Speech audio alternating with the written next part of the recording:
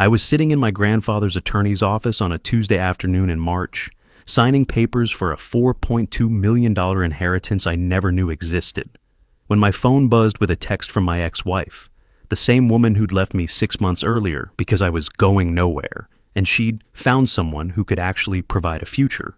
If you've got some time and maybe something to drink, settle in. Because this story, it's got everything. Betrayal, dead grandfather wisdom, a boss who preached family values while destroying his own, and the kind of poetic justice that makes you believe in karma again. 3 months ago, my ex-wife tried to kill herself after losing everything. 6 months ago, she was planning her future with her married CEO boyfriend. A year ago, I caught them at a resort together, and my whole world shattered. But 2 years ago, I had no idea any of this was coming. I was just a guy trying to keep his marriage together and take care of his dying grandfather. So let me take you back to where it all started, back when I still believed my wife loved me, back when I thought working hard and being loyal actually mattered, back before I learned that sometimes the people closest to you are the ones sharpening the knife. I met Jessica Brooks in the summer of 2014 at a mutual friend's backyard barbecue. I was 27, working as a junior software engineer at a mid-sized tech company in Portland, making about $68,000 a year. Not impressive by Silicon Valley standards, but decent for Oregon. I was the quiet guy at parties, the one who'd rather have one deep conversation in the corner than work the room. That was my thing, depth over breadth, quality over quantity. Looking back, maybe that made me an easy target. Jessica was 25, just finishing her MBA. And she had this energy about her that I'd never encountered before. She was ambitious, driven, always talking about her 5-year plan and her vision board and her networking strategy. I found it attractive at the time. I thought, here's someone who knows what she wants. Here's someone who can balance out my tendency to just drift and see what happens. My grandfather, Robert Carter, the man who raised me after my parents died in a car accident when I was 8, he met Jessica about 3 months into our relationship. We drove out to his place, this beautiful 2-acre property with a lake house about 30 minutes outside Portland. He'd built the house himself back in the 80s, every board and beam carefully measured and placed. He was a retired carpenter, old-school tough love type, who believed in teaching through doing, not talking. After dinner that night, Jessica went inside to take a phone call, and my grandfather and I sat on the dock, watching the sun set over the water. He was quiet for a long time, which wasn't unusual for him. Then he said, "She's driven, that's good. Just don't lose yourself trying to keep up with her, son." I remember laughing it off. "I won't, Gramps. She just motivates me to be better." He looked at me with those sharp blue eyes that always seemed to see more than you wanted them to. Being better and being someone else are two different things. Remember that. I didn't understand what he meant at the time. I thought he was just being overprotective, maybe a little old-fashioned about modern relationships. Turns out, the man who taught me to measure twice and cut once was doing exactly that with my girlfriend. Measuring her, seeing something I was too infatuated to notice. We got engaged 6 months after we started dating. Fast, I know, but Jessica had this way of making everything feel urgent. Like, if we didn't move forward immediately, we'd lose momentum. The wedding was in October 2015, right there at the lake house. Small ceremony, maybe 40 people. My grandfather officiated. He'd gotten ordained online specifically for it. Said it meant more if family did it.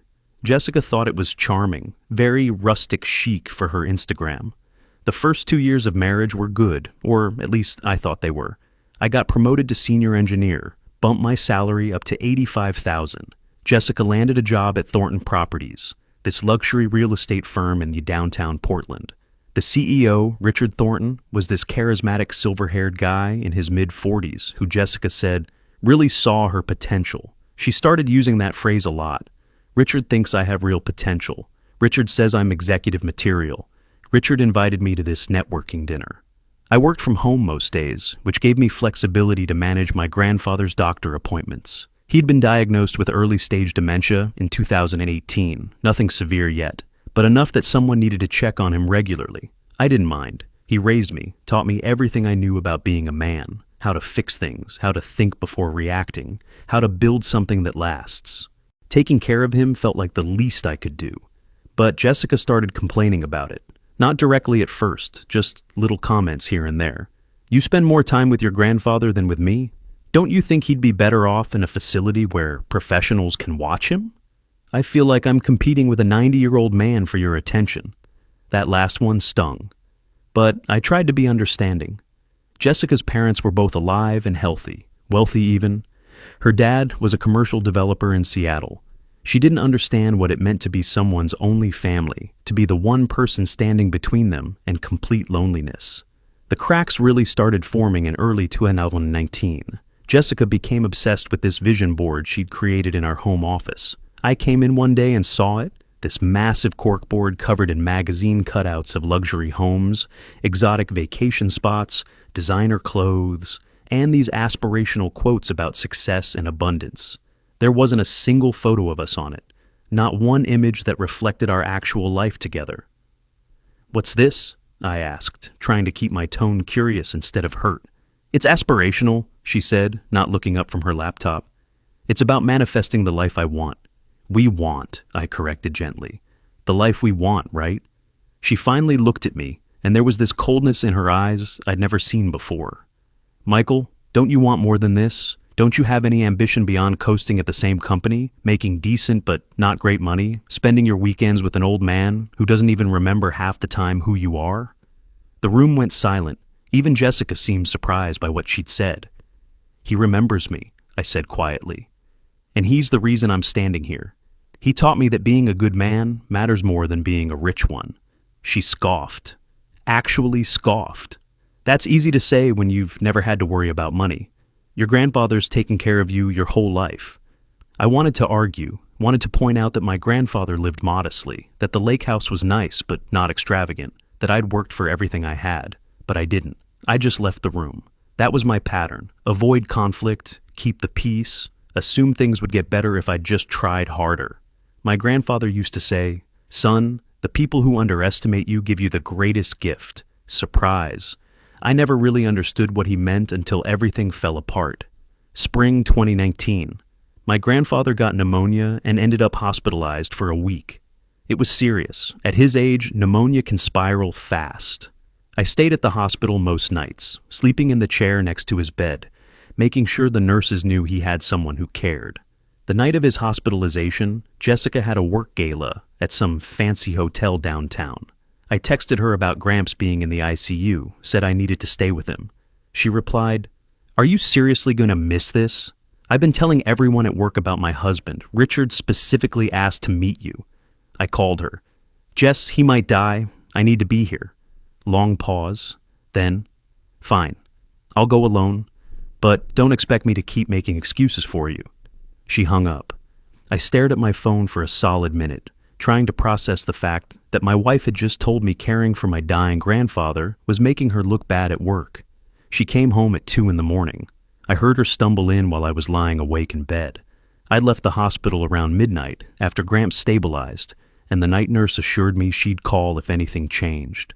Jessica went straight to the bathroom, took a long shower, and slipped into bed without saying a word. The next morning, I found her purse on the kitchen counter. Her wallet had fallen out. And there, tucked between credit cards, was a hotel room key card, not from the event venue, from a different hotel entirely. My hands started shaking. I pulled it out, looked at it. The Heathman Hotel, room 412. The gala had been at the Benson. "Morning," Jessica said behind me, making me jump. She was in her robe, hair wet, looking at me with an expression I couldn't quite read. "Hey," I managed. "How was the gala?" "Fine, long, boring without you there." She walked past me to start coffee, casual as anything. "How's your grandfather?" "Stable." I was still holding the key card. "Jess, why do you have a hotel room key?" She turned, saw what I was holding, and her face flickered, just for a second, with something like panic before smoothing back into calm. "Oh, God, so many clients were there last night. I must have picked up someone's key at coat check. You know how chaotic those things get. Plausible, reasonable even. But my gut was screaming that something was wrong. Which client? What? Which client was staying at the Heathman? Maybe we should mail it back to them." Jessica laughed, but it sounded forced. "I have no idea. There were probably 200 people there. Just throw it away." She took the key card from my hand and tossed it in the trash. Subject closed. Move on. Except, I couldn't move on. Over the next few weeks, I started noticing things I'd been too trusting or too busy to see before. Jessica's phone was suddenly password protected. She said it was her company's new security policy. She started going to the gym at 6 in the morning before work, something she'd never done in 4 years of marriage. She bought new lingerie, expensive stuff, that I never saw her wear for me, and the phone records. We were on a shared family plan, and when I checked the online account one night while Jessica was in the shower, I saw it. Hundreds of calls and texts to one number, late night, early morning, weekends. I ran the number through a reverse lookup site and got a name, Richard Thornton, her boss. I felt my stomach drop. I told myself there could be a work explanation. She was probably just being mentored, right? Richard was grooming her for a promotion. That's what mentors do. They call at all hours. They text constantly. They require that kind of access. But I remembered his name. Richard Thornton, CEO, married with 3 kids.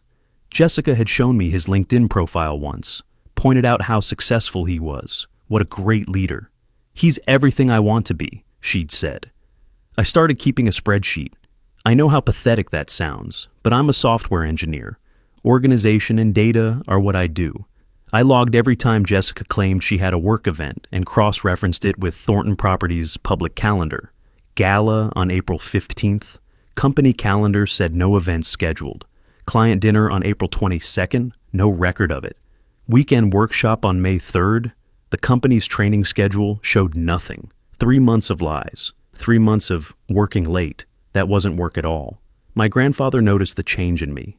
Even with his dementia getting worse, he had these moments of crystal clarity where he'd see right through whatever facade I was wearing. During one of our Sunday dinners in June, Jessica had stopped coming, always had some excuse. He looked at me across the table and said, "Where's your wife, son?" "Work stuff, Gramps. She's really busy with a big project." He set down his fork. Busy wife, lonely husband. I've seen that story before. Doesn't end well. It's fine. We're fine. If someone shows you who they are, Michael, believe them. He reached across and gripped my hand with surprising strength. And protect yourself. You hear me? Protect yourself. At the time, I thought it was the dementia talking, some random wisdom from his long life bleeding into a conversation that didn't quite fit. I told him everything was okay, changed the subject, and drove home to an empty house where my wife wouldn't be back until after midnight. I should have listened to him. My grandfather was a lot of things, stubborn, old-fashioned, obsessed with measuring twice, but he was never wrong about people. July 2019, Jessica announced she was taking a work trip to Seattle, 3 days, some executive retreat. I smiled, kissed her goodbye, helped her pack, and then I called her office.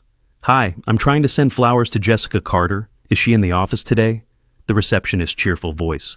"Oh, Mrs. Carter is actually out on personal time this week. Should I take a message?" Personal time, not work. Personal. I borrowed my friend Brian's car, a nondescript Honda that Jessica wouldn't recognize, and followed her to Portland International Airport the next morning. But she didn't go inside. She drove right past the terminal exits and got on I-84 East, heading toward the Columbia River Gorge. I followed her for 90 minutes, my heart pounding the entire time, half hoping I was wrong, half knowing I wasn't.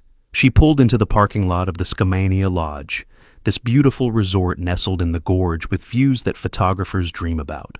The kind of place you take someone when you want to impress them, when you want everything to be perfect. I sat in Brian's car for 2 hours, watching the sun set over the river, trying to decide what to do. Part of me wanted to drive away, pretend I'd never followed her, go home and live in blissful ignorance for however long that could last. But another part, the part my grandfather had been nurturing my whole life, said, "Measure twice, cut once. Get the truth."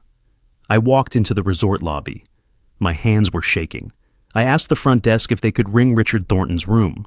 I was supposed to meet him for a business discussion. The clerk looked apologetic. "We don't give out guest room information, sir, but I can leave a message." "Never mind, I'll try his cell." I smiled, thanked her, walked outside, stood there breathing hard, trying to calm down. Then I saw it, Jessica's car in the parking lot, and right next to it, a black Mercedes with the license plate frame, Thornton Properties. I walked through the resort following the building signs until I found Creekside Lodge. The buildings were laid out like luxury cabins, private and romantic. I climbed the stairs to the second floor, walked down the hallway, stood outside room 217, knocked. Richard Thornton opened the door wearing a hotel bathrobe. Behind him, I could see Jessica sitting on the bed, also in a robe, 2 wine glasses on the nightstand. "Can I help you?" Richard said, confused, not recognizing me. I looked past him at Jessica. Her face went completely white. "So," I said, my voice surprisingly steady. "Seattle?" "Michael?" Jessica started, standing up, her hand reaching toward me, like that could somehow make this better. "How long?" "It's not. Let me explain." "How long, Jessica?" Richard stepped forward, trying to take control of the situation. "Look, man, I know this looks bad, but we didn't mean for this to happen. We have a real connection." I actually laughed. The sound came out of me bitter and sharp and completely foreign. A connection. "You're married? You have 3 kids. Does your wife know about your connection?" His face hardened. "That's none of your business." "None of my business?" I could feel my voice rising. "She's my wife. You're my wife's boss. You've been my wife's boss for 3 years, which means you've probably been sleeping with her for... What? How long, Jess?" She was crying now, mascara running. "Michael, please, can we talk about this somewhere private?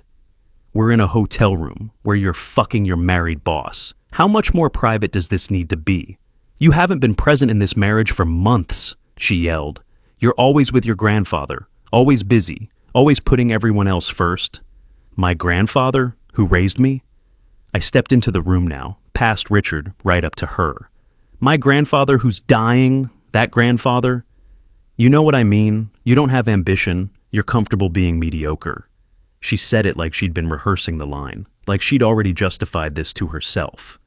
Richard understands success. He understands what it takes to build something meaningful. I looked at Richard. "And you understand that by meaningful, she means expensive? That she's in love with your money and your title and whatever future she thinks you're going to give her?" Richard crossed his arms. "You need to leave." "Yeah." I turned back to Jessica one more time. "I'll be moved out by the end of the week. Enjoy Seattle." I walked out of that room, down those stairs, through that beautiful resort, and got in Brian's car. I made it about 5 miles down the highway before I had to pull over. I sat on the shoulder of I-84 and cried harder than I had since my parents' funeral. Then I drove to the lake house. My grandfather was asleep. His night nurse, Patricia, was reading in the living room. I went down to the dock, sat there until 3 in the morning, watching the moonlight on the water, trying to understand how I'd gotten here, how I'd missed so many signs, how the woman I'd married, the woman I'd built a life with, could look at me with such contempt while wearing another man's hotel robe. My grandfather's words came back to me. "The people who underestimate you give you the greatest gift, surprise." I didn't know what he meant yet, but I was about to find out. I called Brian at 6 in the morning, asked if I could crash at his place. He didn't even hesitate. "I'll make up the spare room, get your stuff and come over." By the end of that week, I'd moved all my essentials into Brian's guest room. Jessica and I communicated only through email about logistics. She wanted to talk, kept texting, "Can we please discuss this like adults?" But I blocked her number. Everything went through email, cold and professional. I filed for divorce in early August. Oregon's a no-fault state, so it didn't matter that she'd cheated. We had no kids, no shared property except our apartment lease that we could both walk away from. The whole thing took 6 weeks. Jessica didn't fight it. She seemed almost relieved, like I was doing her a favor by not making it messy. The divorce was finalized on September 20th, 2019. I signed the papers, walked out of the courthouse, felt nothing. Just numb, hollowed out. My grandfather's health took a sharp decline in October. The dementia accelerated fast. Some days he knew me, some days he thought I was my father. Some days he just stared at the wall. I moved into the lake house full-time to help Patricia care for him. It gave me something to focus on besides my failed marriage and my ex-wife's new relationship status that mutual friends kept accidentally on purpose mentioning. Jessica had quit her job at Thornton Properties. According to the gossip mill, she and Richard were officially together now. She'd started some consulting business, posted on LinkedIn about taking the leap into entrepreneurship. I didn't look at her profiles anymore, but friends would send me screenshots with concerned messages. "Are you okay? Did you see this?" I stopped responding to those too. My grandfather had lucid moments in those final weeks where he'd say things that seemed profound but disconnected. "Did you keep the records, Michael? The evidence? Always keep records." Or, "Douglas Morrison has everything. Don't forget to call Douglas." Or, "That girl never loved you for you, son. She loved what she thought you'd become. Good thing she left before she saw what you'll actually become." I assumed it was confusion, his mind mixing up past and present. Douglas Morrison was his attorney, but I figured he was just worried about Will's stuff, making sure his affairs were in order. I assured him everything was fine, told him not to worry about paperwork. He died peacefully on November 18th, 2019, in his sleep. I was there, holding his hand. Patricia said he'd been talking about me earlier that day, one of his last clear conversations. He'd told her, "My grandson's going to be fine, better than fine, just you wait." The funeral was at the lake house. Small, intimate, the way he would have wanted it. About 30 people came, his old friends from the Carpenters Union, neighbors, family acquaintances, and Jessica. She showed up in black, sat in the back row, looking appropriately somber. Brian saw her and leaned over to whisper, "Want me to tell her to leave?" I shook my head. Let her stay. She didn't really know him anyway. During the eulogy, I talked about what my grandfather had taught me. He used to say that patience isn't weakness, it's strategy. He'd measure something 5 times before making a single cut because he understood that precision matters, that taking your time isn't the same as wasting time. He taught me that the people who underestimate you give you the greatest gift, surprise. Jessica was gone by the time we got to the reception. Probably realized she wasn't welcome, or maybe she'd just been there for appearances. 2 weeks after the funeral, I got a call from Douglas Morrison, asking me to come to his office to discuss my grandfather's estate. I assumed it would be straightforward, the lake house, maybe some savings, personal effects. I'd already decided to keep the property, couldn't imagine selling the place where I'd spent every Sunday for 24 years. I sat in Douglas's office on that Tuesday in March, in a leather chair that smelled like old books and furniture polish, while he went through the papers. "Your grandfather was a very private man," Douglas said, adjusting his glasses. "He asked me specifically not to discuss any of this until after his death, and after your divorce was finalized." "Why, after the divorce?" Douglas smiled slightly. "He had his reasons. Now, let's go through this. Your grandfather's estate is valued at approximately $4.2 million. I heard the number, but it didn't register." "I'm sorry, what?" $4.2 million. He invested quite wisely in the 80s and 90s. Real estate, mutual funds, some very prescient stock purchases. Microsoft, Amazon, Apple. He never touched the principal, just let it grow. He lived off his pension and Social Security by choice. I sat there, unable to speak. My grandfather had lived in a modest lake house, drove a 20-year-old truck, bought his clothes at Sears, and he was worth over $4 million. Why didn't he ever say anything?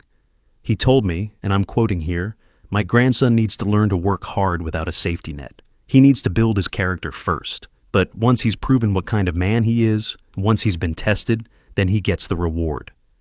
Douglas slid a folder across the desk. "The estate breaks down as follows. Approximately $2.1 million in liquid assets, savings, stocks, bonds. The lake house and surrounding acreage valued at $1.4 million. And 3 rental properties in southeast Portland, collectively worth about $700,000. I couldn't breathe. I had no idea. That was intentional. Douglas reached into his desk and pulled out a sealed envelope. "He also asked me to give you this, to be open today specifically." My name was written on the envelope in my grandfather's shaky handwriting. I opened it right there, hands trembling. "Michael, if you're reading this, I'm gone, and you've just learned you're a wealthy man. Surprise." I knew about Jessica's affair. I've known since July. My nurse Patricia saw them together at that resort when she was there with her daughter for a spa weekend. She recognized Jessica from photos in my room. I asked her not to tell you. You had to discover it yourself. You had to hit bottom so you could learn what you're made of. I documented everything I could from my end. There's a safe at the lake house behind the false panel in the wood shop. Code 00827, your birthday. Inside you'll find a folder with dates, times, photos I had taken. I hired a PI in my last few weeks. Consider it my final gift, evidence you may need. Here's my advice. Don't rush. Play the long game. Let them think they've won. Then, when they're comfortable, when they've forgotten what they did, remind them. The money is yours. The properties are yours. Use them wisely. And remember what I taught you. The people who underestimate you give you the greatest gift. Surprise. I love you. I'm proud of you. Now go win. Gramps. I read it 3 times sitting in that office while Douglas pretended to organize papers and gave me privacy.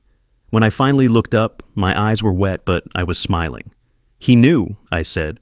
The whole time, he knew. Douglas nodded. Robert was one of the sharpest men I've ever known, even at the end. He loved you very much, Michael. Everything he did was to make sure you'd be okay. I drove straight to the lake house, found the wood shop, the false panel behind the workbench, entered my birthday on the digital safe. Inside was a folder, thick with documentation. Photos of Jessica and Richard at restaurants, hotels, that resort in the gorge. Receipts, a timeline, and a full private investigator's report dated October 2019, a month before my grandfather died. The report was thorough. It included not just documentation of the affair, but background on Richard, his marriage to Patricia Thornton, née Vanderbilt, from Old Portland money, their 3 kids, his financial situation, leverage to the hilt, living large on credit, and his pattern of behavior. Apparently, I wasn't the first employee he'd had an affair with. There had been another one 4 years ago that was quietly swept under the rug with an NDA and a settlement. There was also information about Jessica. Her consulting business was barely operational, no real clients. Richard was funding it through company expense accounts. The report suggested this was legally questionable at best, possibly embezzlement at worst. And there, on the last page, was a name and email address. Patricia Thornton, along with a note in my grandfather's handwriting. His wife deserves to know. Your choice when. I sat in that woodshop for hours, surrounded by my grandfather's tools, reading and rereading everything. The man had built me a revenge playbook from his deathbed. He'd given me money, property, evidence, and a strategy. All I had to do was decide what to do with it. The answer came to me slowly over the next few months. I wasn't interested in quick, hot revenge, the kind where you confront someone and it's over in a day. I wanted the slow burn, the kind that actually teaches a lesson, the kind my grandfather would approve of. I started by investing the liquid assets wisely, hired a financial advisor, diversified everything, set up passive income streams. The rental properties were already generating about $8,000 a month in cash flow. I was suddenly and completely unexpectedly financially secure for the rest of my life. In January 2020, I quit my software engineering job, started doing consulting instead, on my own terms, my own hours. It gave me time to think, to plan, to watch from a distance as Jessica and Richard's relationship played out publicly on social media. They looked happy in the photos, restaurants, wine bars, weekend trips. Jessica posted quotes about finding your person and never settling for less than you deserve. I didn't comment, didn't react, just watched. In March 2020, I learned that a small commercial building in downtown Portland was up for sale. 6 units, currently rented to various small businesses. One of those businesses was Refined Consulting LLC, Jessica's company. The building was priced at $850,000, a solid investment in a good neighborhood. I bought it through an LLC, kept my name off all the paperwork. The tenants were notified of new ownership, but had no idea who owned the company. Jessica's lease was up for renewal in May. I instructed my property manager to raise the rent by 30%, bringing it to market rate. It was a significant increase, but completely legal and justified by comparable properties in the area. The property manager emailed me Jessica's response. A long, frustrated message about corporate greed and landlords exploiting small businesses during a pandemic, and how she'd been a reliable tenant for 2 years. I read it twice, felt absolutely nothing, and approved the increase anyway. By July, Jessica was 3 months behind on rent. The property manager sent formal notices. Jessica responded with excuses. Clients hadn't paid, the pandemic had hurt business, she needed flexibility. I replied through the property manager, "Business is business. If she can't afford the rent, she needs to vacate." In August, I got a text from an unknown number. It was Jessica. I don't know how she got my new number, probably from a mutual friend. "Michael, I know we haven't talked. I've been doing a lot of thinking. I made a terrible mistake leaving you. Can we talk?" I didn't respond. 3 days later, "I heard you inherited money from your grandfather. That's amazing. He was such a great man. I always loved him." She came to his 80th birthday for 20 minutes and spent the whole time on her phone, but sure, she loved him. A week later, "I'm going through a really hard time financially. Richard and I aren't together anymore. He went back to his wife. I feel so stupid. I miss you." And there it was. The real reason for the texts. Richard had dumped her. She was broke. And suddenly I was worth $4 million. I screenshot every message, but still didn't reply. Finally, in early September, "Please, Michael, I don't have anywhere to go. Can I just see you? Coffee?" I know I don't deserve it, but I've changed. I've grown. I think we could really start over. I stared at that message for a long time, thought about my grandfather's letter. Let them think they've won. Then, when they're comfortable, when they've forgotten what they did, remind them.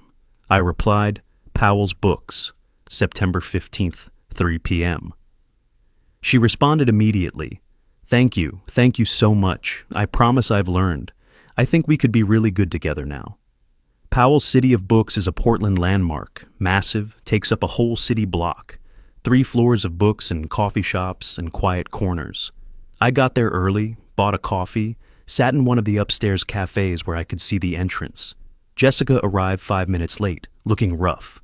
She'd lost weight, had dark circles under her eyes, was wearing cheaper clothes than I remembered. When she saw me, her face lit up with desperate hope. She hugged me. I didn't hug back. We sat down. She ordered tea she didn't drink, launched into this rehearsed speech about how she'd been on a journey of self-discovery and realized what really matters, and money and status are empty without real connection.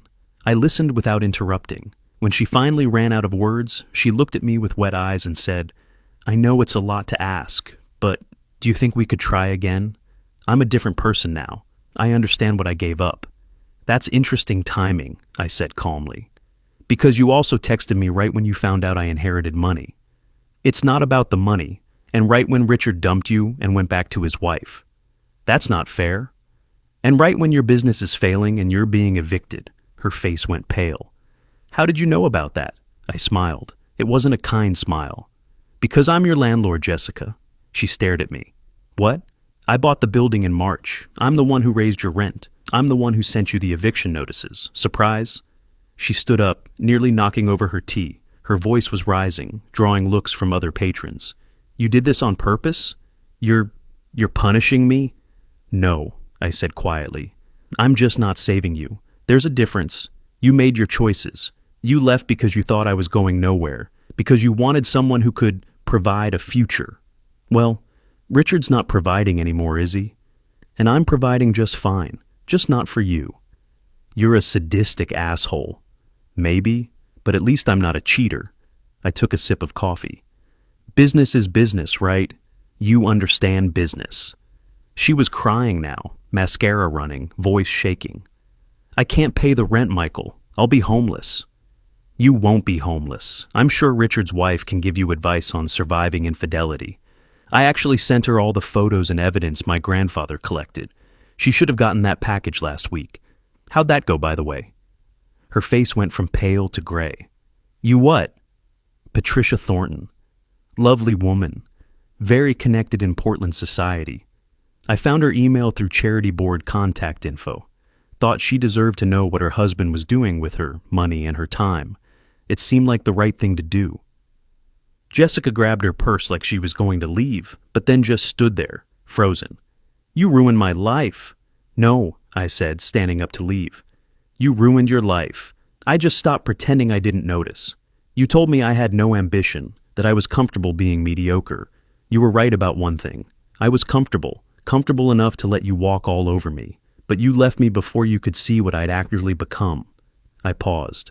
My grandfather used to say that the people who underestimate you give you the greatest gift. You gave me that gift, so thank you." She reached out like she was going to grab my arm. "I loved you." "No," I said gently. "You didn't. But thanks for leaving when you did. I'd hate to have wasted more time." I walked out of Powell's, got in my car, and drove straight to the lake house. Sat on the dock with a beer. Felt something I hadn't felt in months. Peace. Not happiness exactly, but the kind of calm that comes from knowing you've stood up for yourself, that you've played the long game and won. I raised my beer to the sky. "I won, Gramps. Thanks for the strategy." But the story doesn't end there. Because I thought that was it, thought the revenge was complete, I was wrong. Patricia Thornton didn't just read my email, she declared war. And when old Portland money goes to war, everyone loses. Within 2 weeks of my email, Patricia filed for divorce. But she didn't file quietly. She weaponized her entire social network against Richard. Portland high society is smaller than people think, especially in certain circles. Patricia's family, the Vanderbilts, had connections everywhere. Charity boards, country clubs, business associations, real estate investment groups. Richard's company started hemorrhaging clients. Luxury real estate is all about reputation and relationships. And suddenly everyone in Patricia's orbit, which was extensive, pulled their business. Properties got relisted with competitors. Board positions mysteriously decided to go in another direction. The Oregon Business Journal ran a story in October 2020. Thornton Properties faces leadership crisis amid personal scandal. Richard's board voted him out as CEO. He still owned shares but had no operational control. His reputation was destroyed. The man who'd preached family values at company events, who'd had his wife and kids in the company newsletter, was now the cautionary tale everyone whispered about. The divorce cost him everything. Patricia got the house, a $6 million estate in the West Hills. She got majority custody of their 3 kids who ranged from 11 to 16. And here's the brutal part. The kids refused to see him. Patricia had shown them evidence of the affair, explained why their family was breaking apart. The oldest daughter wrote him an email that Richard apparently forwarded to Jessica in a moment of weakness. And Jessica, in her own moment of weakness, complained about it to a mutual friend who told me. The email said, "You destroyed our family for someone who didn't even love you. I hope she was worth it. Don't contact me again." Richard got demoted to a mid-level position at a competitor firm, humiliating after being CEO. His social circle evaporated. His new girlfriend, not Jessica, someone else he'd apparently moved on to, broke up with him after Googling his name and finding the Business Journal article. Jessica's life wasn't going much better. She got evicted from the office in September, tried to run her consulting business from her apartment, but the clients had completely dried up. Word had gotten around Portland's business community about her relationship with Richard, about the ethics questions, about the company resources used for personal gain. No one wanted to work with her. By October, she couldn't afford her apartment either. She moved back in with her parents in Beaverton, a suburb about 20 minutes west of Portland. She was 31 years old, unemployed, living in her childhood bedroom. Her parents were not pleased. Her mother, Carol, actually called me in November. "Michael, this is Carol Brooks, Jessica's mother." "Mrs. Brooks, how are you?" "I've been better. I wanted to call because—" She paused, choosing her words carefully. "I know what my daughter did to you. I want you to know that. We told her that man was trouble. We told her she was making a mistake, but she's our daughter, and she's struggling. She's very depressed. She's on medication now." I didn't say anything. "I'm not asking you to take her back," Carol continued. "I know that ship has sailed. I just wanted you to know that she's not eating, she's not sleeping, she's barely leaving her room. I'm worried about her." "I'm sorry to hear that, Mrs. Brooks, but I can't help her." "I understand. I just thought you should know." Another pause. "She talks about ending things sometimes. I don't know if it's serious or just dramatics, but I'm worried." That hit me harder than I expected. After she hung up, I sat there for a long time, trying to separate my anger from my humanity. I didn't want Jessica dead. I'd never wanted that. I just wanted her to understand consequences, to feel a fraction of what I'd felt sitting in that car on the highway, crying because my marriage had been a lie. December 2020, Carol called again. "Jessica's in the hospital. She took pills last night. We found her in time. She's stable, but her voice cracked. I know you're angry. I don't blame you for that. But she's my daughter, and she's suffering. I'm not asking you to take her back or forgive her. I'm asking you to consider whether revenge was worth this. I felt like I'd been punched in the stomach. I hung up and called my therapist. I'd started therapy in August, twice a week, working through everything that had happened. We had an emergency session that afternoon. Did I do this? I asked her. Is this my fault? Dr. Martinez, my therapist, was quiet for a moment. Michael, you didn't make her cheat. You didn't make Richard lie. You made business decisions and shared information with someone who had a right to know. What Jessica and Richard did with their guilt, with the consequences of their actions, that's on them, not you. But if she died, that would have been a tragedy. But it wouldn't have been your fault. You set a boundary. You protected yourself financially and emotionally. That's not the same as causing harm. Then why do I feel like shit? Because you're human. Because despite everything, you don't actually want to see people suffer. That's what makes you different from them. You still have empathy. I spent the rest of that month wrestling with it, went to my grandfather's grave and sat there for hours talking to a headstone. Gramps, I won like you said, but it doesn't feel like I thought it would. She's broken, he's broken, and I don't know what I am. A couple walked by, older, holding hands, and something about seeing them reminded me of what I'd actually wanted in the first place. Not destruction, not revenge, just a love that didn't hurt. A partnership that didn't require constant vigilance. I'd gotten so focused on making them pay that I'd forgotten the real goal, building something better. I texted my friend Brian. Did I become the villain? His response came back immediately. Dude, you didn't cheat. You didn't lie. You didn't drain her bank account. You raised rent to market rate and told a wife her husband was cheating. That's not villainy. That's consequences. Stop letting her guilt manipulate you. She made choices. So did Richard. You just decided to stop being their safety net. He was right, logically, but emotionally, I still carried the weight of it. I started going to therapy twice a week, unpacked everything. My childhood trauma from losing my parents, my desperate need to be liked, my fear of abandonment that made me tolerate Jessica's disrespect for so long. Dr. Martinez helped me understand that I'd chosen Jessica because she was decisive and controlling, because after losing my parents, I was terrified of uncertainty. I'd let her make all the decisions, set all the terms, because at least then someone was steering the ship. You're learning to trust yourself, Dr. Martinez said in one session, to believe that you're capable of making good decisions, that you don't need someone else to validate your worth. By spring 2021, I was doing better. I'd renovated the lake house, turned my grandfather's woodshop into a proper workspace for my consulting work. I'd invested the inheritance carefully, diversified portfolio, rental properties generating steady income, enough passive cash flow that I never had to work for someone else again. I started a scholarship fund in my grandfather's name, the Robert Carter Memorial Scholarship for first-generation college students, awarded $50,000 total to 10 kids that first year.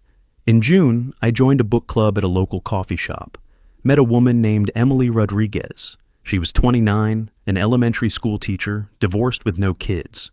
We bonded over having shitty ex-spouses.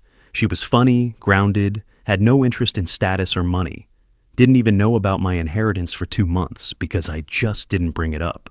When I finally told her, she said, "That's great. Does it make you happy?" "The money? Not really, but the freedom it gives me does." "Then it was worth it," she said simply.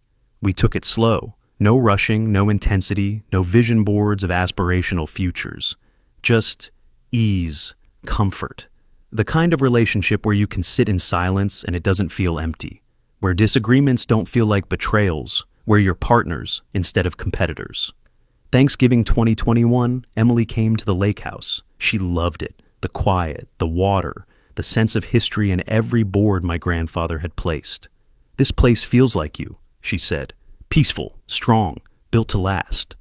In December, 2 years after my grandfather died, I went to his grave on the anniversary, brought a 6-pack of his favorite beer, sat there in the cold, talking to him like I always did. "Gramps, I don't hate her anymore. I just don't care." "Is that the win you meant? Not destroying her, but just moving on?"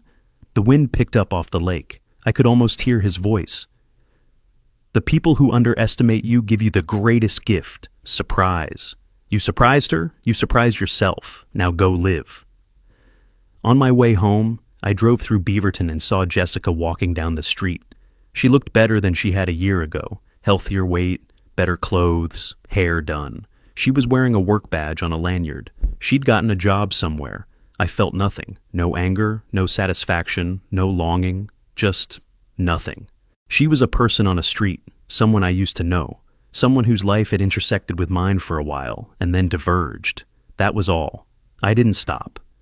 Didn't wave, just kept driving home to the lake house where Emily was waiting, where we were going to cook dinner together and watch a movie and fall asleep on the couch. That night, lying in bed, I thought about everything that had happened, the betrayal, the discovery, the revenge, the fallout, the guilt, the healing. All of it led here, to a quiet house on a lake, to a woman who loved me for who I was instead of who she wanted me to become, to a life I'd built on my own terms with my grandfather's wisdom guiding me even after he was gone. My grandfather's revenge plan worked. He gave me the tools, money, evidence, strategy to make them pay. But his bigger gift wasn't the revenge. It was teaching me that the best revenge isn't destruction. It's building a life so good you forget why you were angry in the first place. I proposed to Emily in spring 2023.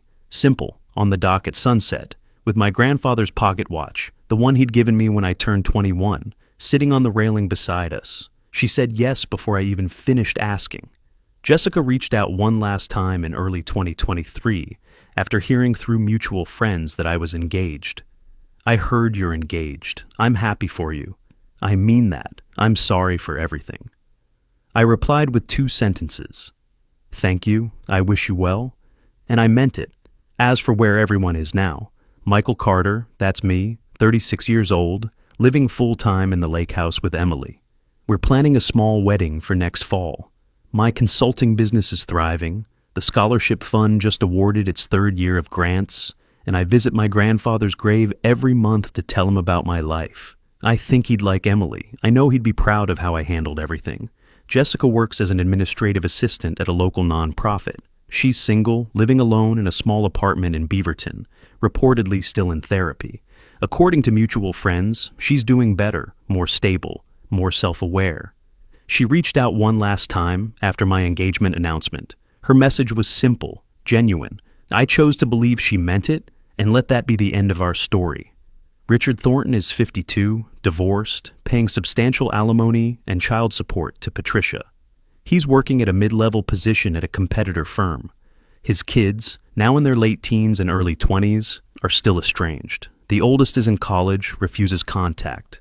The middle one will do occasional awkward dinners. The youngest won't return his calls. He's apparently dating again, but keeps it very quiet.